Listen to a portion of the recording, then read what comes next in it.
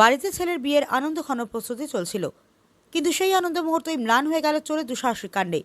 পশ্চিম ত্রিপুরা জেলার বামুডিয়া ফাঁড়ির অন্তর্গত তেবাড়িয়া এলাকায় একই রাতে দুটি বাড়িতে চুরির ঘটনায় ব্যাপক চাঞ্চল্যের সৃষ্টি হয়েছে।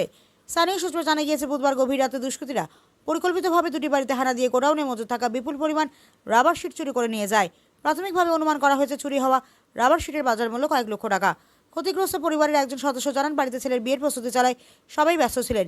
সেই সুযোগকেই কাজে লাগিয়ে চোরের দল রাতে বাড়িতে ঢুকে রাবার শিট নিয়ে পালিয়ে যায়। সকালে গোডাউন খুলতেই চুরির বিষয়টি নজরে আসে। এরপর এলাকায় চাঞ্চল্য ছড়িয়ে পড়ে। ঘটনার খবর পেয়ে বামুডিয়া ফাঁড়ির পুলিশ ঘটনাস্থলে পৌঁছে তদন্ত শুরু করেছে। আশেপাশের এলাকা সিসিটিভি ফুটেজে স্থানীয়দের বক্তব্য এবং অন্যান্য তথ্যের ভিত্তিতে দোষীদের শনাক্ত করার চেষ্টা চলছে। একই রাতে পরপর দুটি বাড়িতে চুরির ঘটনায় এলাকাবাসীর মধ্যে আতঙ্কের সৃষ্টি হয়েছে। দ্রুত চোরদের গ্রেপ্তার এবং চুরি যাওয়া মালামাল উদ্ধারের দাবি জানিয়েছেন স্থানীয় বাসিন্দারা। ব্যুরো রিপোর্ট, প্রতিদিন ত্রিপুরা। এই ব্যাপারটা হলো, দেখুন, এই ধরনের যদি চুরি হয় তাহলে তো আমাদের যে গ্রামের মধ্যে যে আমরা বাস করি, আমরা কি করে বাস করব? আমরা গরিব বংশের মানুষ। যারা আজকে দেখা গেল কি আমাদের প্রায় অধিকাংশ সামগ্রী বাইরে থাকে।